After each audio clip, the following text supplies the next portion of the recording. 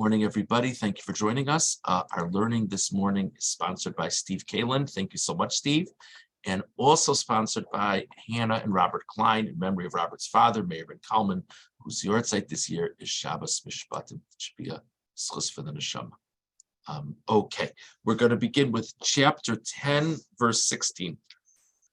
Chapter 10, verse 16. Moshe told Paro that if he doesn't shape up, the next plague is going to be Arba locusts. And indeed, we read in verse 15 that the locusts covered the earth and they consumed all these different grass and crops. And now in verse 16, it says, Vaymaher Paro likro Moshe l'Aaron. And Paro came quickly to call to Moshe and Aaron, Vayomer, and he said, Chatasi l'Hashem Elokechem v'lachem. I have sinned to Hashem, your God, and to you. Clearly, Paro's getting the point because it says he comes quickly. Is there any significance to him coming quickly other than he really gets the point? So it might be self-evident to you. I just was struck by this sforno, brief sforno on pasuk Tezayin Vaymaher Paro, B'terem yochal arba shar she'achita v'akusemes u'sharo asavim. In other words, Paro sees that the locusts are consuming all these things on the ground. He doesn't want them to consume the roots of these things. That'll be even more difficult for these things to grow. So it's in real time. In other words, as he's sitting there, the locusts are totally destroying the fields. So he goes quickly because the longer it takes him to get to Moshe, the more destruction it'll be. Just thought that was interesting. Okay, jumping ahead to verse 22. Ninth plague, the plague of darkness. Vayet Moshe yado al hashamayim. Moshe extended his hand to the heavens. Vayi choshech afilav b'chol eretz Mitzrayim shloshes yamim. And there was this tremendous darkness throughout the land of Egypt for 3 days. Rashi, it's a very famous Rashi over here citing a medrash. If you look at Rashi on Pasuk Chaf Beis, it's about 4 or 5 lines into the Rashi. Rashi says, V'loma hevi aleim choshech. Why was the plague darkness? Shahayu b'Yisrael bo'oso ador Rishoyim. V'lo hayu rotzim lotzes. There were people in Klal Yisrael who didn't want to leave. And they said they'd rather be in Egypt than go to the desert. Umeisu b'shloshis yimei afela. And during the days of darkness, they died. K'dei shelo yiru Mitzrayim b'bapaltam. V'yomru afheim lokin kamonu. So God wanted those people to not live, because if they're not interested in leaving with the Jews, so where do they stand? But not only did God want to end these people's lives, but God wanted to end these people's lives in a way that wouldn't cause disgrace to the Jewish people or to God. If the Egyptians see there's all these Jews dying, the Egyptians will say, this is not against us. This is all kinds of stuff going on. This is not a proof that the Jewish God is running the show. So therefore, God brought this plague of darkness, and that's when these Jews who weren't going to come died. So the Egyptians wouldn't even know that they died. Very interesting idea. Va'od. Another pshat, another famous one, Shechipsu Yisrael v'ro es kleim. This is the Egyptians are in this terrible state of darkness that didn't impact the Jews. So the Jews were able to go all through the Egyptian houses. Uchshiyatsu v'yushalin mehen v'yomrim ein b'yadeinu klum omer lo ani reisiv b'beisecha makom plonihu. So soon, the Jewish people, when the time comes, are going to ask the Egyptians, the Egyptian masters, to give them things. And the whole idea of it seems to be in some method of payment for all of their servitude over these years. So you could imagine the conversation. Jew comes and knocks on Egyptian's door. It's neighbor, hi, I was wondering if you had some nice gold to give me. And the Egyptians, I wish I did. I don't have anything. Well, that's funny. During the 3 days of darkness, I looked through your house and I saw 3 nice pieces in your break front. Are they still there? So this that's the other idea the Medrash says. Okay, really, really interesting Medrash. But there's a very basic question you could ask on this Rashi, Medrash. Couldn't you ask this for each plague? Why did this plague happen? Why did that plague happen? We got to the 9th plague, the plague of darkness, and all of a sudden it's a reasonable question. Do you understand why the frogs were jumping all over the place? Do you understand why the lice and the locusts and the wild animals, do we understand any of this stuff? So, of course, all of it we understand, wow, I guess God was really punishing the Egyptians. You could say the same thing for the darkness. So why is this a question specifically here? An interesting thought. So if you look at the Kli Yakar and Pasuk Chaf Aleph, the Kli Yakar and Pasuk Chaf Aleph, it's about 10 lines into the Kli Yakar. Kli Yakar says,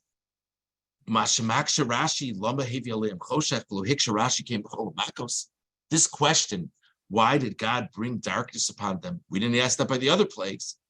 Any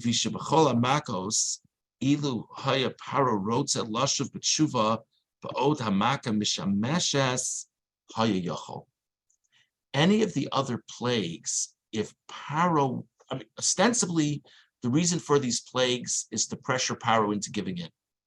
So any of these other plagues, if Paro were to have given in the middle of the plague, then the plague would end then and there, right? Paro comes rushing to Moshe during the plague of locusts because he's hoping that immediately he's going to come to Moshe. Moshe is going to end the plague right away.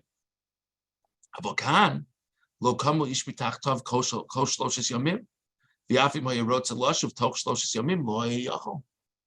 It was a 3-day plague, and it says in the pasuk that the Egyptians didn't move over those 3 days, which means that for 3 days, Paro didn't have the option of retracting. Paro didn't have the option of saying, fine, I'll let you go stop the plague. This is novel to the plagues, because once the plague begins, it's a 3-day freeze on everything. Why would God make a plague like this? Even though, of course, we know God hardened Paro's heart. Famous idea that God's hardening of Paro's heart is response to Paro's hardening his own heart.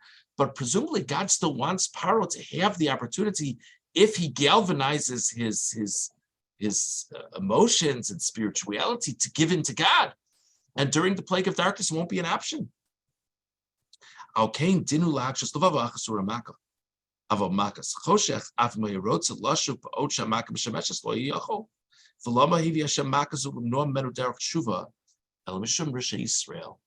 question is, why is it that there's no turning back during the plague of darkness? Not even possible. So this is 2 answers. One is because God wanted this 3-day period. The Jews weren't going to go to die during that period without the Egyptians knowing. The other possibility is God wanted to give the Jews time to seek out the valuables within the Egyptians' homes. And the discussion of why this plague is different, I think, is an interesting discussion. Okay, moving on, verse 24. So, plague of darkness was pretty bad. And now, after the 3 days of the plague of darkness, Vayikra Pharaoh Moshe. Paro calls to Moshe, Vayomer, and he says, "Let's do us, Hashem. You know what? Go serve God in the desert. Rak, because remember, that's what Moshe officially has asked for 3 days in the desert. Rak tzonchem uvkarchem yutzag. Just keep your sheep and cattle here. Yam tapchem yelech mochem. You know what? If you want to take your kids with you, it's fine. You've got to keep your sheep and cattle here." What's that about?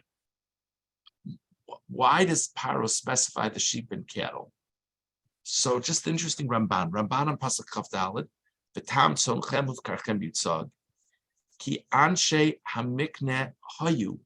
Remember, this is what Yosef tells Paro about them at the end of Sefer Bereshis.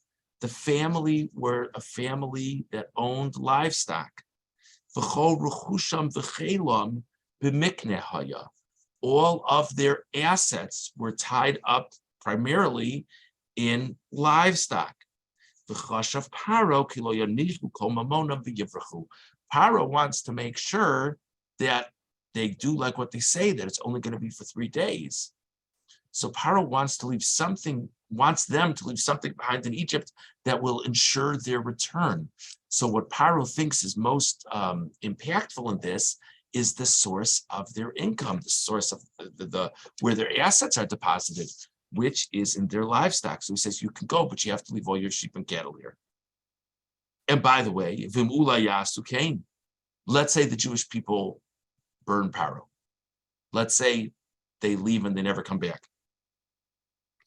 So when So when someone asks you for something and they say, well, we're just going to hold on to your driver's license until you bring back the thing, with some of these establishments and stuff. That's a pretty impactful thing, because if I never give back the basketball, my driver's license is worth a lot more to me than the basketball. But what happens if they just leave and don't come back to claim their cattle? It